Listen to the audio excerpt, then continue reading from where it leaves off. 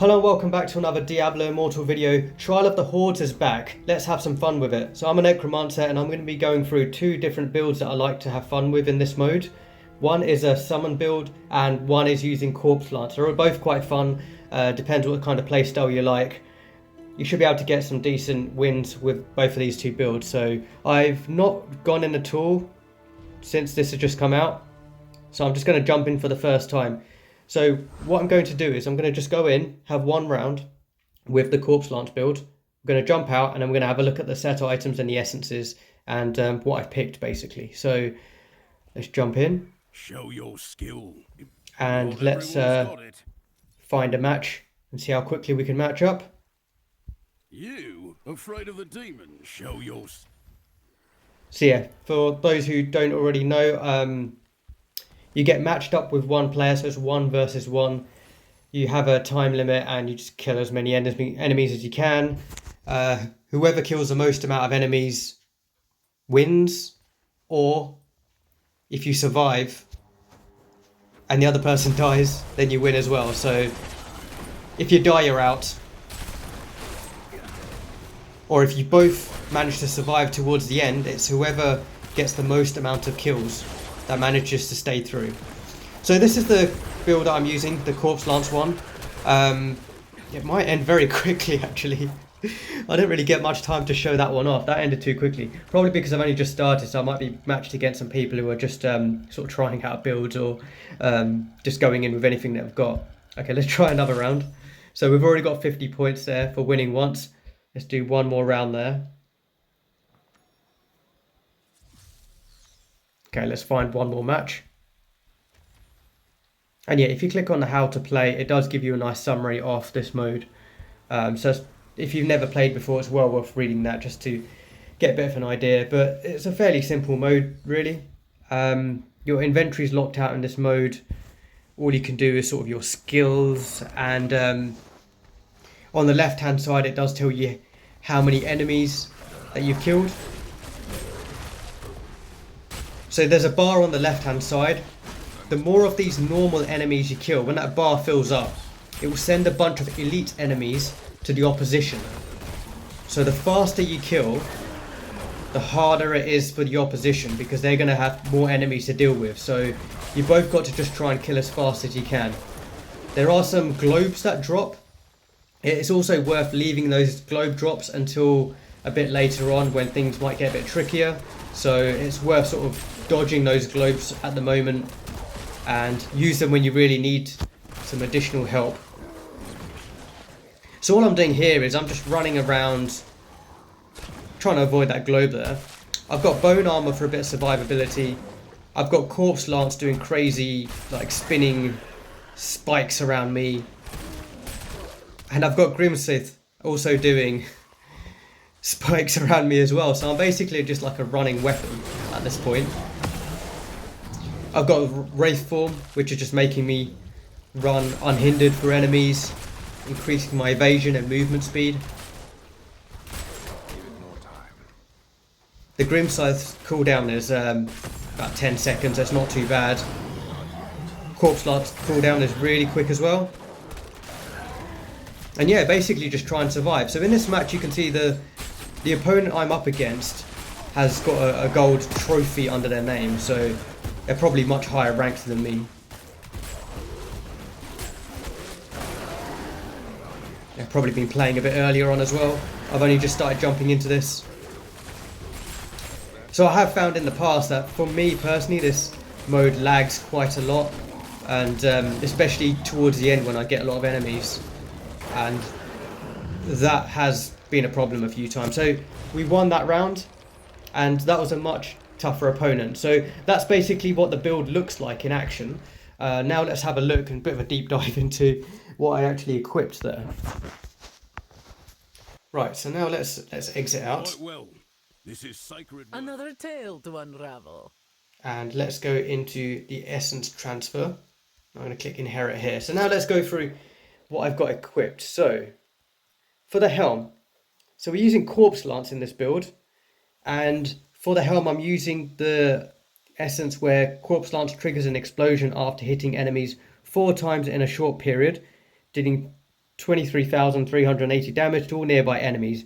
Damage from additional explosions to the same enemy is reduced by 50%. And I get a 90% damage increase. And because the slots awaken, there's an extra 10% damage as well. So that's the Watcher sort of essence on the headpiece.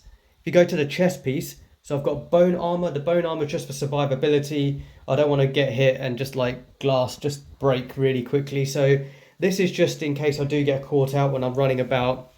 You can swap this out for a more offensive essence if you want to take that risk and just go sort of heavy-handed. But I'd like to have just a bit of survivability. So this is where bone armor grants me 5 charges of damage immunity, which prevents all damage from a single hit. So I get an additional 7.2% cooldown and then another 10% cooldown here. So that's helping me out there. So if we have a look at what else you can pick here, I mean, I'm using Wraith Form, so maybe you can use one of the Wraith Form ones. But there's nothing here which links to Corpse sort of Lance or Grim Scythe really. So that's why I've decided to go with the bone armor essence here. So if we have a look at the shoulder piece, I'm just want to increase my critical hit damage by an extra 30% just to do that extra damage, and the bone armor cooldown also goes down by 10%. So that's the incision cusp essence for the shoulder piece. Now if we look at inherent, what else do we have? I mean, we can increase the movement speed just to run around a little bit more. So if you want to be a bit faster, you could probably equip that essence to go with your bone armor. If we scroll down a bit more, none of these are really making sense because we haven't got any summons, or we're not using Dark Curse in this one. I mean, bone armor giving immunity to knockout. I mean, you do get knocked out sometimes in this mode, but just try to run away and just keep on the edge and avoid getting knocked out. I don't think this one's very important to go through. The continuous damage one, I don't think that's important here as well, so don't bother with that one. The rest of them are sort of corpse explosion. Primary attack speed's not too bad as well, but if you've got a decent critical hit chance, that's why I've gone with the critical hit damage. So when you do get that critical hit chance, you can just kill the enemies a bit quicker. Borrowed time is also something which you can consider here, but just try not to die. Just try to kill the enemies quick.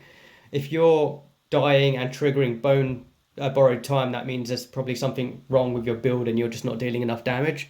So that's basically it. That's why I picked the critical hit damage for the shoulder. Now let's go with the weapon. So the first main hand weapon, the Grim Scythe, now conjures whirling scythes that orbit around you, damaging enemies and generating corpses.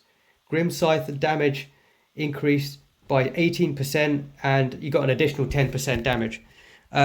This is the Defiling Swarm one. So I love this. I use this one in just normal PvE, sort of when I'm just running around open world doing bounties and sort of Elder Rifts and all that sort of thing. And even Tower, I love this essence. It's really fun because it's just got that spinning scythes around you. This is definitely worth equipping. I'm not going to really look at alternatives here because that is the one which will really help out here. That's a definite here for this slot. Now let's go with the first main shield that you've got equipped. I've gone with Departed Appetite here. So this is Corpse Lance, now consumes nearby corpses to create a vortex of bones surrounding you that damages enemies. You get an increased 18% damage, and because this is awakened, you get an increased 10% damage as well. So this is Vortex of Bones. So I'm getting those corpses. There's loads of corpses in this mode anyway, in Hordes, so the whole area is just going to be filled with corpses. So this is just giving additional lances spinning around me in a vortex, adding to my Grim Scythe spinning blades as well. So I basically got 2 sets of blades spinning around me as I'm running around. So just keep them to active at all time, just keep running around, and you're just going to take out as many enemies as you can. There's not really much I'm going to look at in terms of alternatives here, because that's like a definite one for me with this build to go with. It's not really worth swapping that out with anything else for this build. So that's a fine one. I mean, you could also have the Corpse Lance. Let me find which one it is. So it's the projectile one. So you could fire the projectiles in all directions. That is fun as well. I have gone in with that one before. So that, I guess that is an alternative one. You got the Storm as well. That's one which you could play around with. But apart from that, yeah, I mean, I think the spinning blades is just really fun here. There's less clicking around to do as well. That's the other thing. So um, with the ones that throw the projectiles in sort of random directions and firing them around, you actually have to click. In this one, I just have to make sure both of the skills are active, make sure I've got the blade spinning around me, and just keep running and just hit bone armor and primary attack and wraith form when I want to. So these two just make it just a bit easier. I'm just looking for something which is easier to use. And let's have a look at the offhand ones. So these ones didn't really matter too much, to be honest. I've just gone with the wraith form now leaves an effigy behind that forces nearby enemies to attack it and explodes for 6,000k damage, sort of 6,000 damage.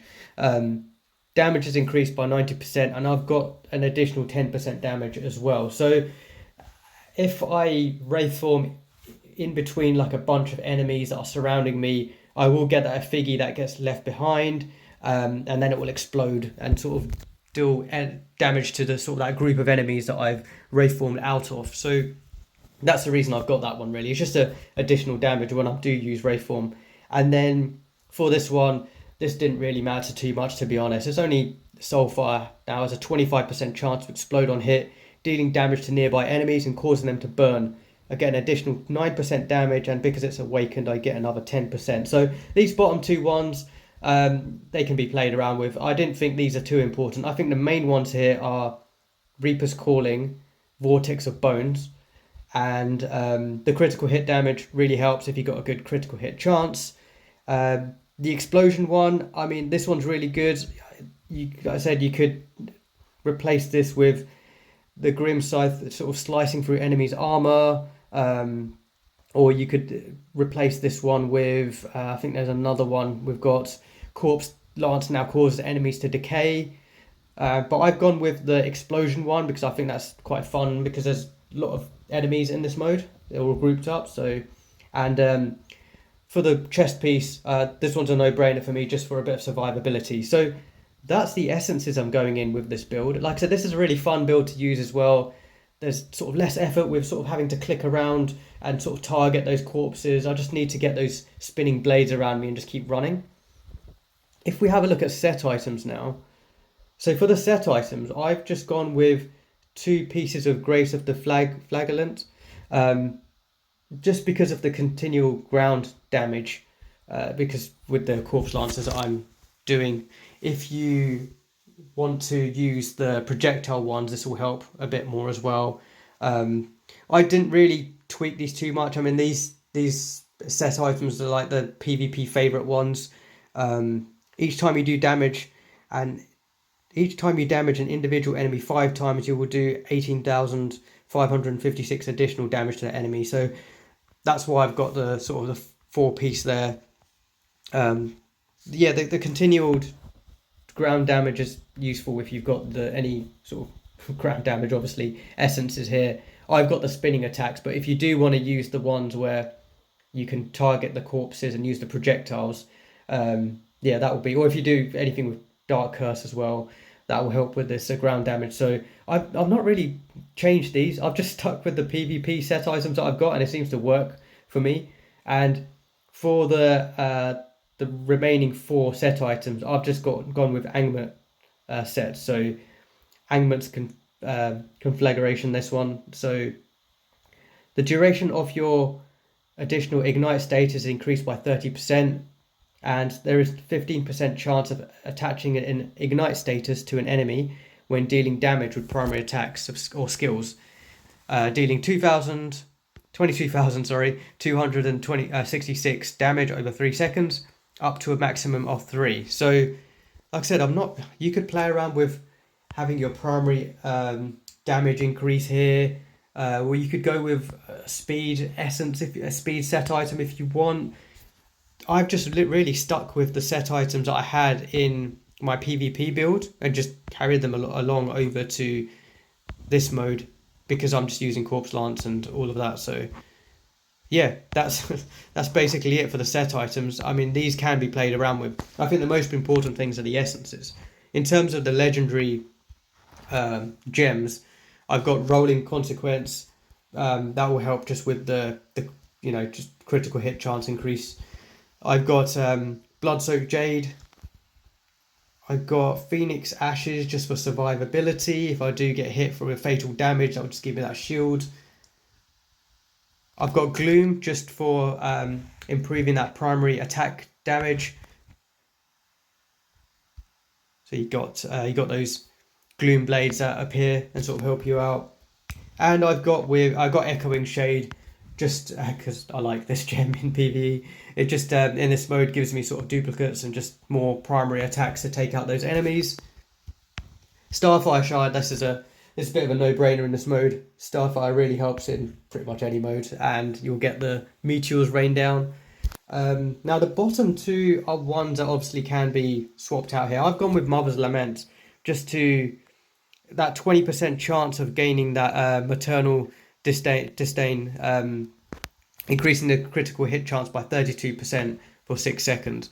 I've gone with that one, and I've also just gone with Chip of Stone Flesh, but with Stormvault as the orcs, the auxiliary, which deals damage, or dealing damage conjures a storm at the enemy's location that pursues enemies for 6 seconds, continuously dealing 22.5 base damage.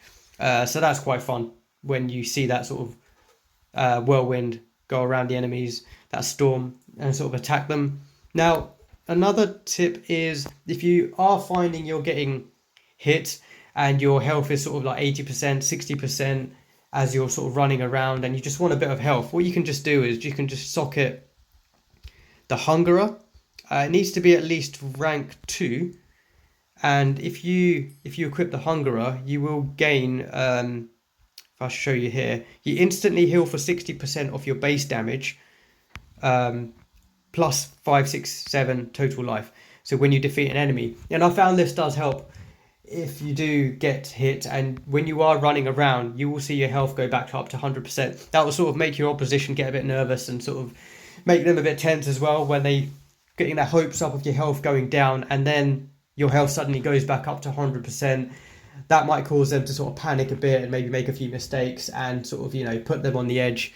So the Hungerer is worth looking at as well if you do find you're getting hit. But obviously you're going to lose out with a little bit of critical hit chance or damage. You can. There's loads of gems that you can pick with. Just go with some offensive one. You want to go with as many offensive ones as you can. Like I said, I've just gone with one defensive one with the Phoenix Ashes just because I've got that rank 7 at the moment. But yeah, just go with the Hungerer just to help you out a little bit more, or an offensive one. And yeah, as I said, for the skills, we've had a look, but Soulfire. And if you've done the current story quest at the moment, the Crucible of Justice, you'll get the damage to bosses and elites increased by 10%. We've got Bone Armor as our buff, which will grant us that immunity. And then we've got Corpse Lance, which will summon projectiles from nearby corpses. And we've got the spinning vortex of bones there, and the explosion. And then we've got Grim Scythe, which will conjure that whirling blades around me that orbit for 5 seconds, dealing damage. And we've got the increased damage there. And they've got Wraith Form just to get around. This is just for tricky situations. If you just want to get out the way, you could replace this with anything else that you want as well. But I prefer that just to get that increased movement speed, increased evasion rating, and leaving that Figgy behind that blows up. So if we have a look at the Paragon, I've gone with Brawler just to increase the size and damage. So if we look at Rugged here, it's basically your size and maximum life is increased by 5%. And then this mixes in nicely with Heavy Armor, where every enemy within 5 yards reduce the damage you take by 2%, stacking up to 4 times. And then Combat Tricks, while that Heavy Armor is active, you can move through enemies freely, and enemies within 5 yards of you have their damage reduced. I've got Defender of Sanctuary. This is just a bit of survivability. You just get that shield around you for absorbing 15% of your maximum life. And then combat expertise, the effect of heavy armor increases from 2% to 3%, and the effects of rugged increase from 5% to 8%. So I've just gone with these just because they sort of work nicely together and they go nice in this mode. For the legendary skill, I've just gone with the lightning rod one. If I do happen to do damage to an enemy 10 times within the 3 seconds with the spinning spikes, it will just cause that lightning.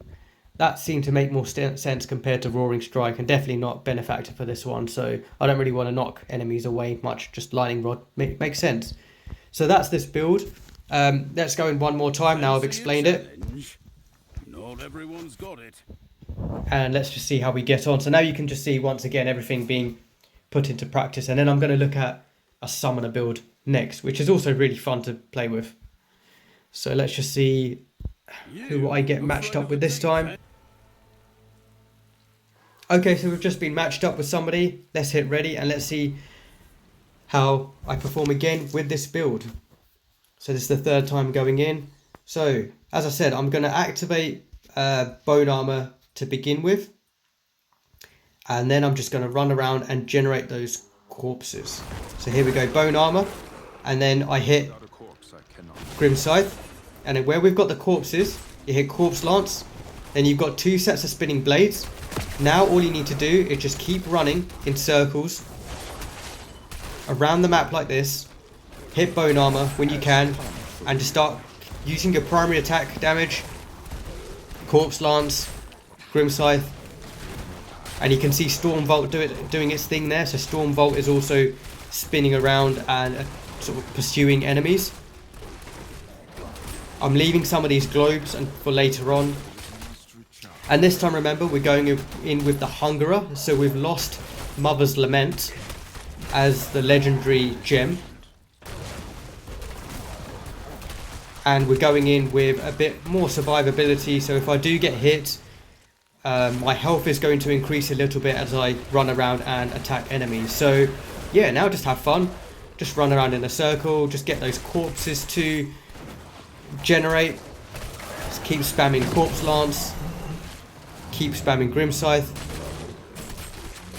Hit Wraith Form just to like run around a bit quicker.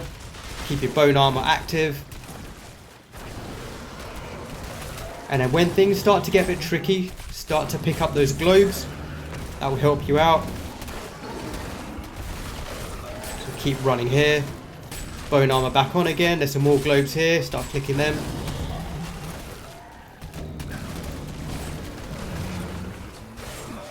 So you can see at the top I've got 177 kills at the moment. 200 kills. And there we go. That's our win there. So that's a really fun build. I like it. It's like a fun one. Like I said, you can go with the projectiles that target random enemies with Corpse Lance if you don't want the spinning blades. But I think the spinning blades is really fun to have with the Grim Scythe. You just get so many blades around you that you can just run around enemies and sort of just kill them. So yeah, that's this build. Once again, we've got the indestructible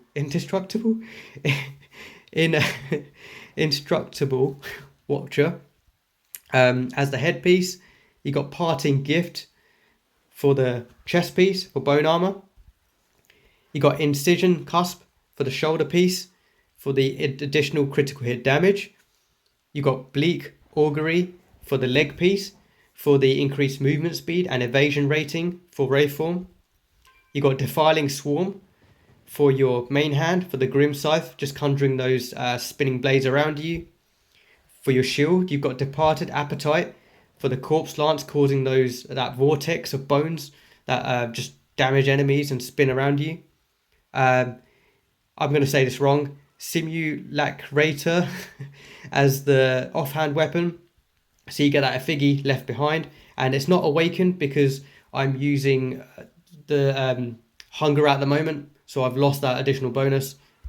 And then you got Spite Fetor for the offhand shield, where I've got the Soulfire just dealing a 25% chance to explode on hit. I mean, you can swap this one out for the one where Soulfire bounces to one additional enemy.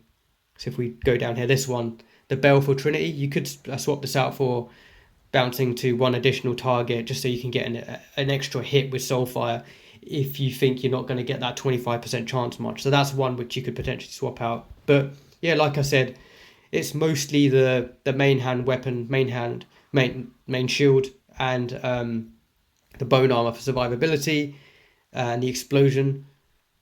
The rest you can kind of play around with, but you get the idea of this build, don't you? You're just having a spinning blades and sort of weapons around you. Just keep running, target as many enemies as you can, and just yeah, good luck with this build. So that's the first build. The next build I'm going to look out is the summoner build. So for the summon build, I'm going to go in with these skills, which are Command Golem, Skeletal Mage, Command Skeletons, and Bone Armor. We're going to go in and have one round. After that round, we're going to jump out and take a look at the essences that I'm using, and then the set items as well. So let's queue up and then see if we can get a match. Okay, so we've just been matched up.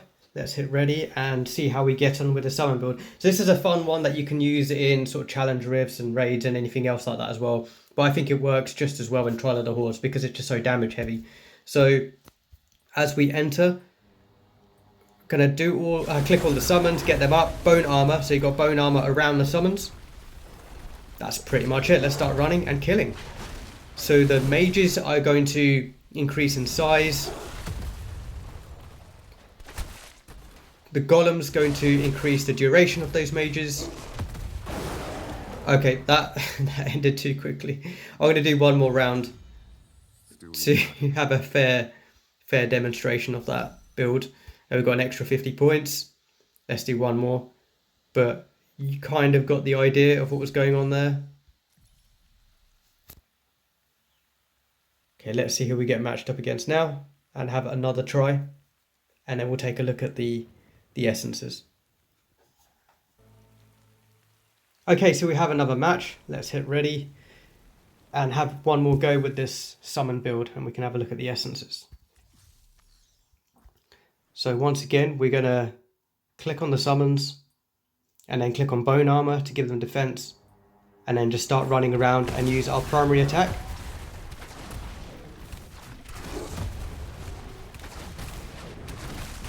I've not even bothered to change into my speed stance, to be honest. I'll just keep the stance I've got on.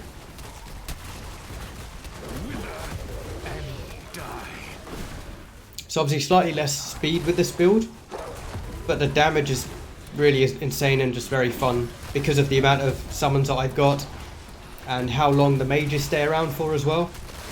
And now that they're mobile, they'll just move around to where the enemies are. Don't really need to run around in circles with this one either. Kind of just standing in the middle here. Keeping bone armor active. Holding down the primary attack. And just using my summons to do most of the work, really.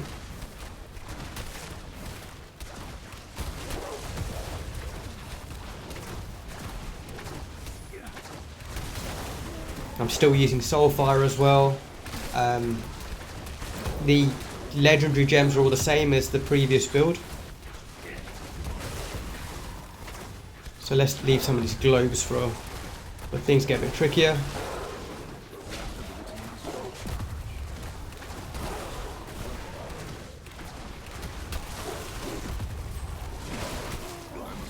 So the idea of this build is basically kill it as quick as you can, and just take out as many enemies as fast as you can before your opponent, just to make it harder for them, just put them under pressure. Sending more opponents over. Okay, this is where I can start moving around a little bit more and collecting some of these globes. Keep the summons up at all times and just keep an eye on bone armor as well, just in case I do get hit and knocked back. I've actually got a decent opponent this time compared to last time, so this is a fair challenge here.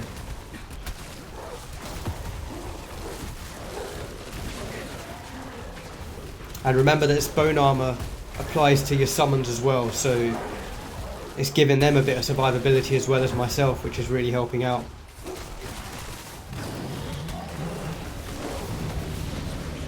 very slight lag there, but it's okay. So there we go. I won by actually slaying more enemies than the opponent. The opponent didn't die, so they had a pretty decent build. They were able to survive to the end.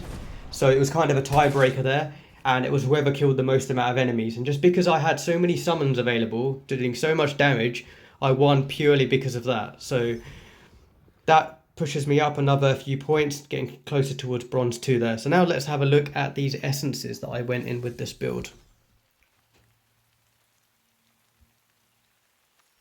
So let's have a look. Important folk have their eyes on you. I have much to. Okay, so we start off with the helm.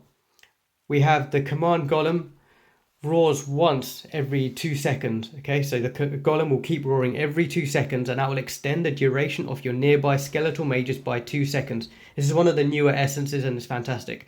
So it means your mages will stay around for longer. You don't have to worry about them all dying and then just waiting for that cooldown. They'll just be around for longer. The golem cooldown's reduced by 3.6% and an additional 10% because it's awakened. That's quite a good one, the Visage essence. And then for the chest piece, we've got Parting Gift again. So this hasn't changed from the Corpse Lance build. This one gives me all party members get 5 charges of damage immunity. So obviously that'll just be myself and my summons. And I get some cooldown there as well. So for the shoulder piece, we're going in with this one. So the Renewal essence, which is basically skeletal mages grows in size and strength the longer it's active. This is one of the newer essences as well, and it's fantastic. Increasing its damage by 45% after 5 seconds. So this works nicely with Visage. So this keeps the mages on for longer. And because the mages are on for longer, I'm getting the 45% increased damage. And I get a cooldown by 10% as well. So this depletion and renewal is really, really good. For the leg piece, I'm going for critical hit chance increase. So when I do hit bone armor, I'm going to get an additional 14% critical hit chance. Just to get that extra damage. Want to do that, get that critical hit kick in. And the cooldown is decreased by 10% as well. For the main hand weapon, I'm gone for Rotted Harvest. So this is one of the newer ones as well. It's a fantastic essence, Devouring Golem. So the command golem now summons a Devouring Golem with unlimited duration that consumes nearby corpses to increase its size, maximum life, damage, and attack range, while dealing damage and slowing nearby enemies. So the damage is increased by 18%, and the life is also increased by 10% for the awakening. So that's fantastic. That just keeps the golem around for longer, and just helping the mages to stay around for longer as well, thus helping the mages deal more damage. So they'll work really nicely together. For the shield, I've gone with Black Wall. So this Umbra Eater essence will basically give the mages mobility, so they're no longer static in one spot. They move around and channel beams at multiple enemies nearby, that deal more damage the longer they hit the same target. The damage is increased by 18%, and I've got an additional 10% damage increase. So this just makes the mages, they move around, do all those beams, and they're growing in size as well, and they're dealing additional damage the longer that they're active. For the offhand main, I've just gone with additional damage for my skeletons by 19%, and they've just got extra life as well. And for the shield offhand, I've just gone with the golem can make nearby enemies vulnerable, causing them to take additional 15.2% increased damage, and the cooldown goes down. I don't really care about the cooldown, but it's quite nice having the 15.2% increased damage to nearby enemies. That means I'm just able to wipe those enemies out quicker. You can sort of swap these two out with anything else that you fancy. This one especially, if you want Soulfire to deal some additional damage, you can swap this out for Soulfire, but I think it's definitely worth keeping these other ones as they are for this build. It's really, really fun build. And for the set items, it's really simple. I've just gone with full Shepherd set here. Full Shepherds and Architect set. So the summons dealing more damage, critical hit chance going up, and the Frenzy that I get, which goes nicely with the essence on the bone armor, where I increase my critical hit chance. So I've got full 6-piece Shepherd there. And the other two is just primary attack damage increased by 15%, so the Ember Will. Set item, I've only got 2 of those. That can be swapped out for anything else you want really, but I've just gone with an extra 15% primary attack damage. As for the legendary gems, it's the same pretty much, apart from one, as my the lance build. So I've got Rolling Consequence, got Blood-Soaked Jade, got Phoenix Ashes for a bit of survivability. I got Echoing Shade just to get those clones in to deal more damage. I got Gloom in just to help with my primary attack. Starfire is a no-brainer. And I've got Follower's Burden just because I've got so many summons, and that will just increases all damage I deal by 3% for each of the summons I control, up to a maximum of 18%. It just gives me a bit more damage there. And then I've got Mother's Lament. And as I've mentioned before, you can swap out one of these with the Hungerer rank 2 if you want your life to go up a bit as you're running around. If it does go down, that will keep your life up 100%. So yeah, that's basically it. That's the Summoner build, and that's the Corpse Lance build. I'm going to end this video by doing a couple rounds with the Summoner build and then a couple of rounds with the Lance build, and then sort of end it there. So yeah, I'll let you watch. Thanks for watching this video. Hopefully that helps somebody out there with just quick and easy Necromancer builds, which are fun for Trial of the Hordes. If I was to pick from either of these two, it's quite tricky. I love the Summoner build for the damage and the amount of summons that you get, and you don't have to run around as much, but I really love the Corpse Lance build with Grim Scythe, just because it's just faster, and just seeing those spikes just spin around me, taking out so many enemies as well. And I've got the survivability on both of these with bone armor as well, so I'm not totally vulnerable. So I enjoy both of them. They're equally as fun. So I'll let you have a play around and see which one you prefer. But yeah, thanks for watching, and I'll see you on the next video. Bye.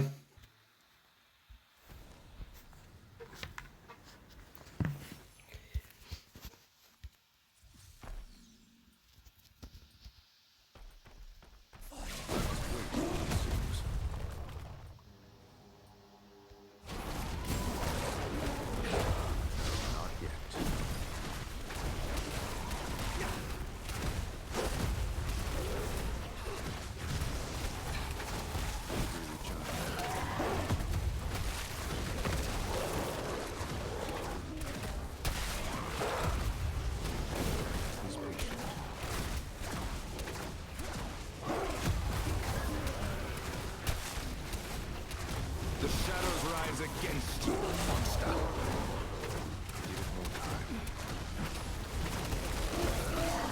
Not yet.